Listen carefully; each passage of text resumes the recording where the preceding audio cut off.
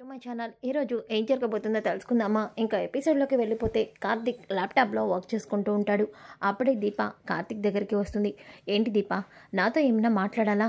అవును అవును కార్తిక్ బాబు. దేని గురించి? జోష్నకి ఎలా ఉందో ఏంటో తెలుసుకోవాలనుంది.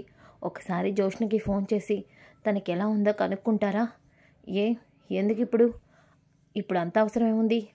అది కాదు కార్తిక్ బాబు, ఊర్లో సుమిత్ర అమ్మ వాళ్ళు కూడా లేరు. అందుకే జోష్నకి ఎలా ఉందో ఏంటోనని నాకు కంగారుగా ఉంది. దీపా, నువ్వు ఇప్పటికే జోష్ని హాస్పిటల్లో జాయిన్ చేస్తేనే ఆ పెద్ద మనిషి నిన్నెన్నేసి మాట్లాడినాడు గుర్తులేదా? అలాంటి వాళ్ళ గురించి మనం తెలుసుకోకపోవడమే మంచిది అని అంటూ ఉంటే అప్పుడే కాంచన, అది కాదురా కార్తీక్, నాకు కూడా దీపకి తెలుసుకోవాలనుందో నా మనసు కూడా అలాగే ఉందిరా. అయితే మీ నాన్నకి ఫోన్ చేయి, మీ నాన్నకి ఫోన్ చేసి కనుక్కో అని చెప్పి కార్తీక్ అనగానే, మా నాన్నకి చేస్తే కోపడతాడేమని భయంగా ఉందిరా. అయితే మీ పిన్నికి ఫోన్ చేయి, పిన్ని ఎలా మాట్లాడుతుందో ఏంటో, అందుకే నువ్వే ఒకసారి జోష్నకి ఫోన్ చేసి ఎలా ఉందో కనుక్కోరా కార్తీక్ అని అనగానే, ఇక కార్తీక్, మీ అందరూ కలిసి నా మీదే పడ్డారా? సరే చేస్తానులే, చేయకపోతే మీరు నన్ను వదిలేలాగా లేరు అని కార్తీక్ ఇక జోష్నకి ఫోన్ చేస్తాడు. ఇంతలోకి జోష్న ఫోన్ చూస్తూ, బావా, కనీసం నాకు ఎలా ఉందో ఏంటో కూడా కనుక్కోవట్లేదు. నా మీద నీకు అంత చులకనగా ఉందా? కనీసం నా మీద నీకు ఆ మాత్రం ప్రేమ కూడా లేదా అని జోష్న అనుకుంటూ ఉంటే అప్పుడే కార్తీక్ ఫోన్ చేస్తాడు. ఒక్కసారిగా జోష్న, గ్రాని చూసావా, బావ నాకు ఫోన్ చేశాడు అంటే బావకి ఇంకా నా మీద ప్రేమ ఉంది, చూసావా నాకెలా ఉందో అని అడగడం కోసమే ఫోన్ చేశాడు అంటూ ఒక్కసారిగా జోష్న ఇక ఫోన్ లిఫ్ట్ చేసి, హలో బావా, నాకు తెలుసు నువ్వు ఫోన్ చేస్తావని నాకు తెలుసు బావా అని అంటుంది. ఇక కార్తీక్, హలో మిస్టర్ హైదరాబాద్, అదే మిస్ హైదరాబాద్, నేను ఫోన్ చేసి కనుక్కుంది నీ మీద ప్రేమతోనో ఇంకేదో కాదు. మా అమ్మ అలాగే దీప నీకు ఎలా ఉందో ఏంటో కనుక్కోమని ఫోన్ చేశారు, అందుకే ఫోన్ చేశాను. ఇంతకీ నీకు ఎలా ఉంది? బాగానే ఉండుంటుందిలే, అందుకే కదా ఫోన్ చేసిన వెంటనే లిఫ్ట్ చేసి మాట్లాడుతున్నావు అని అనగానే ఇక జోష్న, బావా నువ్వు ఎన్నన్నా నాకు తెలుసు, నువ్వు నా మీద ప్రేమతోనే నాకు ఫోన్ చేశావని నాకు బాగానే ఉంది. కానీ నువ్వు కొన్ని రోజులు వచ్చి ఇక్కడ ఉంటే బాగుండు అనిపిస్తుంది అని వెనకాలనే, ఎక్కువ ఆశలు నా మీద పెట్టుకో మాకు అంటూ కార్తీక్ కాల్ కట్ చేస్తాడు. ఇంతలోకి కాంచన అలాగే దీప, ఏంటి బాబు, ఏమంటుంది జోష్న మాట్లాడిందా? ఎలా ఉంది తనకి అని దీప అంటుంది. తను ఎప్పుడు బాగానే ఉంటుంది, ఎదుటోళ్ళని ఇబ్బంది పెట్టకుండా ఉంటే అదే 100 ఏళ్ళు. కార్తీక్, మమ్మీ, జోష్న బాగానే ఉంది, ఇప్పుడు మీకు హ్యాపీనేగా? దీపా, టిఫిన్ పెడతావా, ఆకలేస్తుంది. కార్తీక్ బాబు, ఇదిగోండి ఇప్పుడే పెడతాను అని దీప లోపలికి వెళ్తుంది. ఇంతలోకి పారిజాతం, జోష్న ఏమైంది, ఎందుకలా ఉన్నావు? ఫోన్ కాల్ గురించి వెయిట్ చేసావు, మీ బావ ఫోన్ చేశాక మొహం ఎందుకు అలా పెట్టుకున్నావు? బావ నా మీద ప్రేమతో ఫోన్ చేయలా. ఆ దీప అలాగే మా అత్త నా గురించి కనుక్కోమంటే ఫోన్ చేశాడు. జోష్న, నీకొక మంచి అవకాశం వచ్చింది, దాన్ని వదులుకోకు. ఏంటి గ్రాని, ఏమంటున్నావు? అవును, ఇంట్లో మీ అమ్మ నాన్న లేరు, ఇలాంటప్పుడే మనం మీ తాతయ్యని రెచ్చగొట్టాలి, అప్పుడే కదా నువ్వు దగ్గరయ్యేది. ఏంటి గ్రాని, ఏమంటున్నా నువ్వు? అవును, నిన్ను చూసుకోవడానికి ఎవరూ లేరని, అలాగే అయిన వాళ్ళు ఉన్నా మనం వాళ్ళకి దూరంగా ఉంటున్నామని మీ తాతని రెచ్చగొడితే అప్పుడు మీ అత్తని అలాగే మీ బావని ఇంటికి తీసుకొస్తాడు. దాంతో మీ బావని ఎలా అయినా నువ్వు నీ వల్ల వేసుకోవచ్చు, దీపకి దూరం చేయొచ్చు ఉంది. కానీ తాత ఒప్పుకుంటాడా? ఒప్పుకుంటాడు. మీ తాతని అడిగే స్టైల్లో అడిగితే ఖచ్చితంగా ఒప్పుకుంటాడు.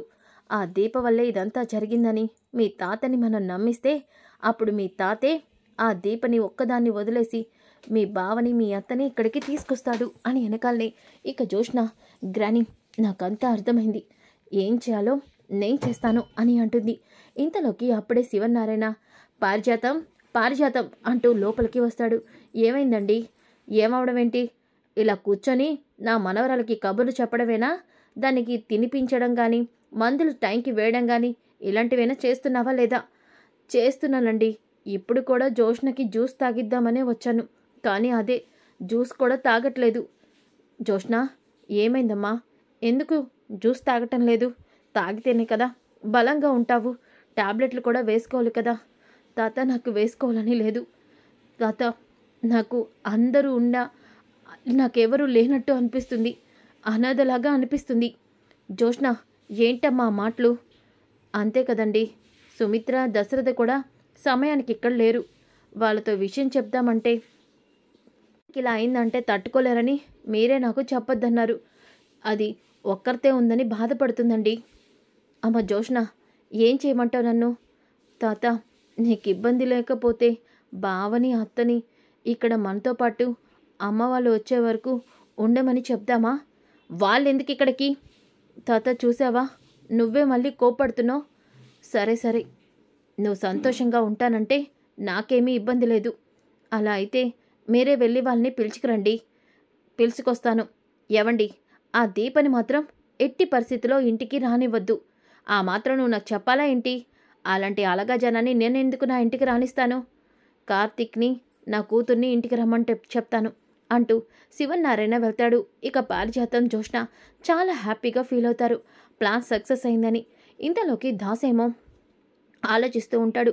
జోష్నలో చాలా మార్పు వచ్చింది. ఇన్నాళ్ళు మనుషుల్ని మాటలతో బాధ పెడుతుంది అనుకున్నాను, కానీ తన చేతులతో మనుషులు ప్రాణాలు తీయడానికి కూడా సిద్ధపడింది. జోష్న ఇలాగే ఉంటే వారసురాలికి ప్రమాదం జరగచ్చు.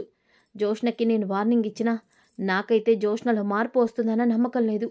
నేనే ఎలా అయినా దీపని ఏ ప్రమాదం జరగకుండా కాపాడుకోవాలి. అవును అని అనుకుంటూ ఉంటే ఇంతలో కాశీ నాన్నా అని అంటాడు. కాశీ, ఏంట్రా, ఇంకా నువ్వు ఉద్యోగానికి వెళ్ళలేదా? నాన్న, అసలు మీకేమైంది? నిన్నటి నుంచి చూస్తున్నాను, మీలో చాలా మార్పుగా అనిపిస్తుంది. దేని గురించో ఆలోచిస్తున్నారు. జోష్నక్కకి యాక్సిడెంట్ కూడా అయింది. అసలు ఆ సమయానికి మీరెందుకు అక్కడున్నారు? ఏంటి నాన్న, ఏమైంది? కాశీ, కొన్ని ప్రశ్నలకి సమాధానము కాలమే చెప్తుంది. ఈ ప్రశ్నలకి నేను ఇప్పుడు సమాధానం చెప్పలేను. అది కాదు నాన్న, మీరు దేని గురించో బాధపడుతున్నట్టు అనిపిస్తుంది. అదేంటో నాతో చెప్తే. కాశీ, చెప్తున్నాను కదనా, ఆ సమయం వచ్చినప్పుడు ఖచ్చితంగా నీకు నిజం తెలుస్తుంది, సరేనా?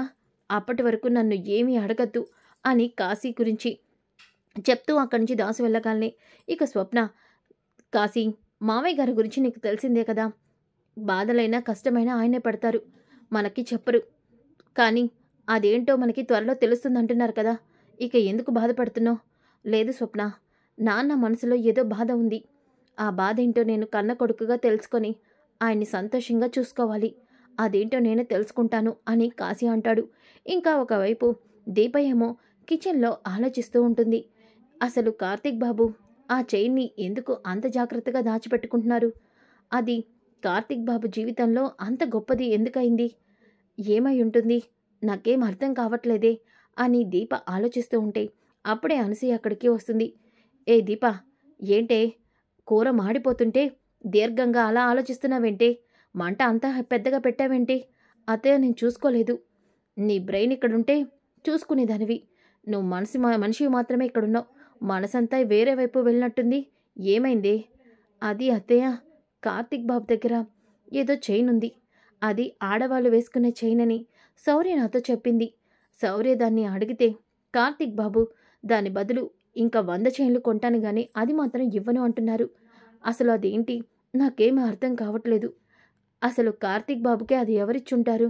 కార్తీక్ బాబు జీవితంలో నాకు తెలియని గతం ఇంకేమైనా ఉందంటారా? ఏంటే, అప్పుడే మొగుడికి మీద అనుమానం మొదలైపోయిందా? అలా మాట్లాడుతున్నావు? అత్తయ్య, కార్తీక్ బాబు ఎలాంటివారో నాకు తెలుసు. ఇదంతా నేను అనుమానంతో అడగట్లేదు. కార్తీక్ బాబు దేని గురించో బాధపడుతున్నారు. అదేంటో తెలుసుకోవాలని అడుగుతున్నాను. ఆయన అంటప్పుడు ఇంకా ఇక్కడి నుంచుంటావంటే వెళ్ళి పైకెళ్ళి మీ ఆయన లేనప్పుడు ఆ చైన్ ఏంటో నువ్వే చూడు, అనుమానం తీరిపోతుంది. అత్తయ్య, అలా చేస్తే నేను కార్తీక్ బాబు మీద అనుమానం పడినట్టే. అలాంటి పని నేను ఎప్పటికీ చేయను. ఆయనంతటా ఆయనే నాతో చెప్తారు కదా, అప్పటి వరకు ఎదురు చూస్తాను.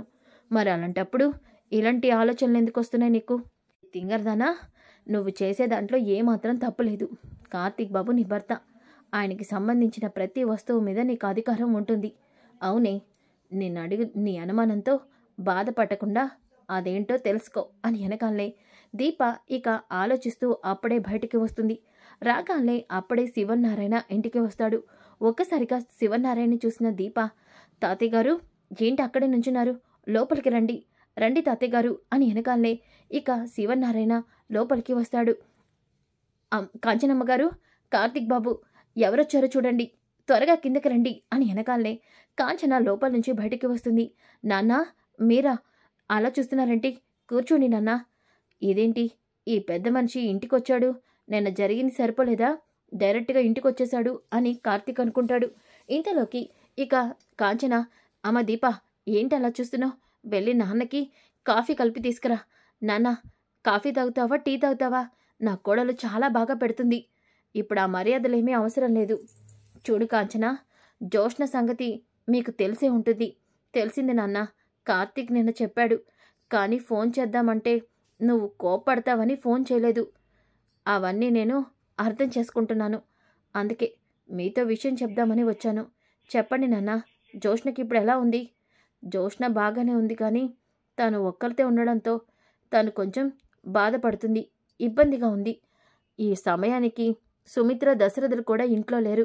వాళ్ళకి విషయం చెప్తే దూరంలో ఉన్నారు కదా, విషయం తెలిస్తే కంగారు పడతారు. అందుకే వాళ్ళతో నేనేమీ చెప్పలేదు. అందుకని కొన్ని రోజులు మీరు మాతో పాటు ఉంటే జోష్న సంతోషంగా ఉంటుంది. అందుకనే ఆ విషయం గురించి మిమ్మల్ని అడుగుదామని ఇక్కడికి వచ్చాను అని శివనారాయణ అంటాడు. ఒక్కసారిగా కాంచన, దీప, అనసూయ, కార్తీక్ షాక్ అయిపోతారు. ఇక శివనారాయణ ఏమంటారు చెప్పండి అని అనగానే ఇక కాంచన, కార్తీక్, మమ్మీ మీ ఇష్టం, నువ్వెలా అంటే అలాగే, వెళ్ళడం నీకు ఇష్టమైతే వెళ్దాము అని అనగానే ఇక కాంచన, తప్పకుండా నాన్న, నువ్వు పిలిచాక కూడా మేము రాకుండా ఎలా ఉంటాం, ఇప్పుడే వచ్చేస్తాము అని చెప్పి అనగానే శివనారాయణ ఆనందపడతాడు. ఇక కార్తీక్ కూడా, దీపా, నువ్వు త్వరగా వెళ్ళి వంట చేసి నేను వెళ్ళి సౌర్యాన్ని తీసుకొని వచ్చేస్తాను, ఆ తర్వాత అందరం బయలుదేరదాం అని వెనకాలనే ఇక కార్తీక్ బయలుదేరుతూ ఉంటే శివనారాయణ, ఆగరా కార్తీక్, అయినా మనం ఇంటికి వెళ్ళడానికి నువ్వు సౌర్యని స్కూల్ నుంచి తీసుకురావాల్సిన అవసరం ఏముంది అని అంటాడు. ఒక్కసారిగా కార్తీక్, అదేంటి తాత, మరి సౌర్యని స్కూల్ నుంచి తీసుకురాకపోతే ఎలా? అందరం ఇప్పుడు మీ ఇంటికి బయలుదేరుతాం కదా. నేను ఇంటికి రమ్మని పిలిచింది మిమ్మల్ని మాత్రమే, వాళ్ళని కాదు. మీ అమ్మ నువ్వు వస్తే చాలు అని శివనారాయణ అంటాడు. తాత, ఏం మాట్లాడుతున్నావు నువ్వు? నేను అంటే నేనొక్కడనే రాను. చూడరా, నేను ఇలాంటి అలగా జనాన్ని ఇలా నమ్మించి మోసం చేసేవాళ్ళని నా ఇంటి ఛాయలకు కూడా రానివ్వను, నా ఇంటి గడపలో అడుగు కూడా పెట్టనివ్వను. అలాంటప్పుడు నేను కూడా నీ ఇంట్లో అడుగు పెట్టను. ఎందుకంటే ఈ కార్తీక్ అంటే ఒక్కడే కాదు, దీప, శౌర్య నా వాళ్ళు. దీప నా భార్య, శౌర్య నా కూతురు. వాళ్ళు లేకుండా నీ ఇంట్లో అడుగు కూడా పెట్టను. అవును, నా కుటుంబం ఇది. పిలిస్తే మేమందరం వస్తాం, లేదంటే చెప్పు, మేం ఎవరం కూడా అక్కడికి రాము అని వెనకాలనే శివనారాయణ ఒక్కసారిగా షాక్ అయిపోతాడు. ఇక కార్తీక్, దీప నా భార్య, శౌర్య నా కన్న కూతురు, వాళ్ళని వదిలి ఎట్టి పరిస్థితిలోనూ నేను రావటానికి ఒప్పుకోను అని వెనకాలనే అనసూయ చాలా సంతోషపడుతుంది. ఇక శివనారాయణ, ఏంట్రా, ఇదే నీ నిర్ణయమా? అవును, ఇదే నా నిర్ణయం. మీ కూతురు నీతో పాటు వస్తానంటే తీసుకెళ్ళండి అని వెనకాలనే కాంచనా, నాన్న ఇలా అంటున్నానని ఏమీ అనుకోవద్దు. పెళ్లి చేశాక భార్య, తన భర్త ఒక కుటుంబం అవుతుంది. ఇప్పుడు దీప నా ఇంటి కోడలు. నా ఇంటి కోడల్ని కాదని నువ్వు మమ్మల్ని పిలిస్తే నా కోడలు బాధపడుతుంది. నా కోడల్ని బాధ పెట్టే పని నేనేమీ చేయను. దయచేసి క్షమించండి అన్నయ్య, క్షమించండి నాన్న అని కాంచన అంటుంది.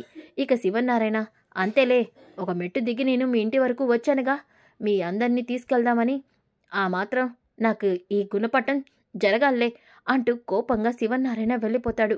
అప్పుడే దాసు ఇంటికి వస్తూ ఉంటే ఇక శివనారాయణ దాసుకి ఎదురుపడతాడు. ఇంతలోకి దాసు, సార్ మీరు? నువ్వు కూడా వీళ్ళతో తయారయ్యావుగా, మీ అందరూ ఒక్కరే. అందరూ కలిసి ఆ దీపను నెత్తిని పెట్టుకుని ఊరేగండి, ఊరేగండి అంటూ కోపంగా వెళ్ళిపోతాడు. ఇంకా దాసు అప్పుడే ఇంటికి వస్తుంటే ఇంతలోకి దీప, అదేంటి కార్తీక్ బాబు, తాతయ్య గారితో అలా మాట్లాడారు? నన్ను రమ్మనకపోతే ఏమైంది? నేను, అత్తయ్య, శౌర్య కొన్ని రోజులు ఇంట్లోనే ఉండేవాళ్ళం కదా. మీరు ఆ ఇంటికి వెళ్తే జోష్న సంతోషంగా ఉండేది కదా. ఏంటి దీప, నువ్వు కూడా ఆ పెద్ద మనిషి మాట్లాడే మాటల్ని ఒప్పుకుంటున్నావు? జోష్న ఇది కావాలని చేస్తుంది. నీ మీద కక్ష సాధించడానికి, నిన్ను దూరం చేయడానికి ఇవన్నీ చేస్తుంది. దానికి ఈ పెద్ద మనిషి వకాసులు పలకడం. అందుకే గట్టిగా సమాధానం చెప్పాను. ఈ విషయంలో ఎవరు నా నిర్ణయాన్ని మార్చలేరు. కార్తీక్ అంటే దీప, శౌర్య మన ముగ్గురం. మా అమ్మ ఇదే ఇదే ఫిక్సు అంటూ కార్తీక్ కోపంగా వెళ్ళిపోతాడు.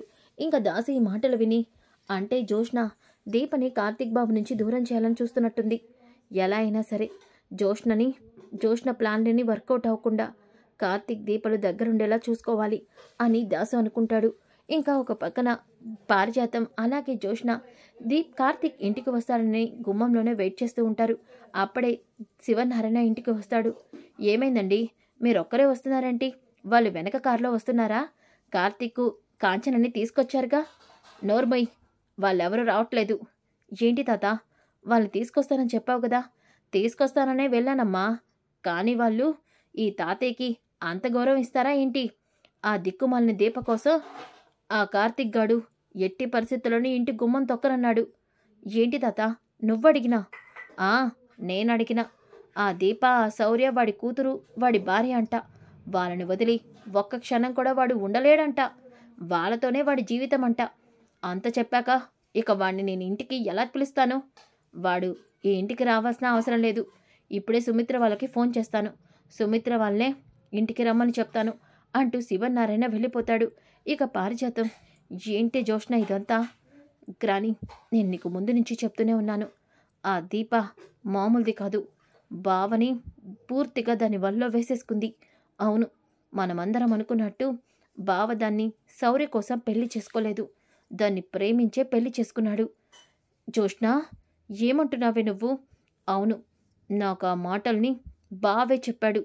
అలాంటప్పుడు ఇంకా మనం పిచ్చోల్లాగా ఇవన్నీ చేస్తున్నాము అని జోష్న అనుకుంటుంది. ఇంతలోకి దీప కార్తీక్ అన్న మాటల్నే తలుచుకొని కార్తీక్ తన భుజం మీద చెయ్యి వేసి, దీప నా భార్య, శౌర్య నా కూతురు అన్న మాటల్ని తలుచుకొని తనలో తాను చాలా ఆనందంగా మురిసిపోతూ ఉంటుంది. ఇంతలోకి అప్పుడే కబోర్డ్ని చూస్తుంది. ఇక కార్తీక్ ఏదో చైన్ని బలవంతంగా శౌర్య దగ్గర నుంచి తీసుకొని దాచిపెట్టడంని గుర్తు తెచ్చుకొని వెంటనే కబోర్డ్ దగ్గరికి వెళ్తుంది. కార్తీక్ బాబు, ఆ చైన్ ఇక్కడే ఎక్కడో దాచిపెట్టారు, ఎక్కడ దాచారు అని వెతుకుతూ ఉంటుంది. ఇంతలో అప్పుడే కార్తీక్ రూమ్లోకి వస్తాడు. ఇక దీప అలా వెతకడం చూసి, కార్తీక్, దీప నిన్నని నా చైన్ ఇక్కడ పెట్టడం చూసింది కదా, దానికోసమే వెతుకుతున్నట్టుంది అని చెప్పి, దీప దేనికోసం వెతుకుతున్నావు అని వెనకాలనే, అది కార్తీక్ బాబు, నేను ఏమైంది దీప, ఎందుకలా ఇబ్బంది పడుతున్నావు? ఏం జరిగింది? దేనికోసం వెతుకుతున్నావు? అది కార్తీక్ బాబు, నాకు తెలుసు దీప, నువ్వు దేనికోసం వెతుకుతున్నావో. శౌర్య నిన్న నన్ను అడిగిన చైన్ కోసమే కదా నువ్వు వెతుకుతున్నావు. అది కార్తీక్ బాబు. దీప, నాకు తెలుసు నువ్వు ఆ చైన్ కోసం ఎందుకు వెతుకుతున్నావో. అది నా మీద అనుమానంతో కాదు, దాని గురించి తెలుసుకోవాలన్న ఆతృతతో. దీప ఇలా చేస్తుందంటే దీప తన మనసులో నన్ను ప్రేమిస్తుందని అర్థం. అందుకే కదా నా గురించి అలా చేస్తుంది అని కార్తీక్, దీప నువ్వు దానికోసం వెతకనవసరం లేదు, నేనే అది నీకు చూపిస్తాను ఉండు అంటూ కార్తీక్ తన జోబులోంచి ఆ చైన్ తీసుకొని దీపకి చూపిస్తాడు. ఒక్కసారిగా దీప ఆ చైన్ చూసి షాక్ అయిపోతుంది. ఇంకా కార్తీక్, దీప ఈ చైన్ చిన్నతనంలో నాకు ఉంటే, కార్తీక్ బాబు ఈ చైన్ మీకెక్కడిది? ఈ చైన్ నాదే, చిన్నతనంలో దీన్ని పోగొట్టుకున్నాను. అప్పటి నుంచి దీనికోసం నేను ఎంతో వెతికాను. ఈ చైన్ అంటే నాకు చాలా ఇష్టం. మా నాన్న ప్రేమతో నా మెడలో దీన్ని వేశారు. ఇది మీకెక్కడిది కార్తీక్ బాబు అని వెనకాలనే, దీపా అంటే ఈ చైన్ నాదే ఎప్పుడు ఈ చైన్ మెడలో వేసుకుని తిరిగేదాన్ని. పడుకునేటప్పుడు కూడా నేను దీన్ని మెడలోనే ఉంచుకునేదాన్ని. ఇది మీకెక్కడిది కార్తీక్ బాబు అని వెనకాలనే, అంటే నేను ఎన్ని సంవత్సరాల నుంచి వెతుకుతున్న మనిషి దీపన. ఒకసారి దీప నన్ను ప్రాణాలతో కాపాడింది. చిన్నతనంలో నన్ను కాపాడిన మనిషి కూడా దీపేనా అంటూ ఒక్కసారిగా కార్తీక్ దీపని హక్ చేసుకుంటాడు. ఇక దీపకి ఏమీ అర్థం కాదు. కార్తీక్ బాబు, దీప ఇన్ని సంవత్సరాల నుంచి నీకోసం నేను వెతుకుతుంటే నా కళ్ళ ముందు నువ్వున్నా నేను నిన్ను గుర్తుపట్టలేకపోయానా?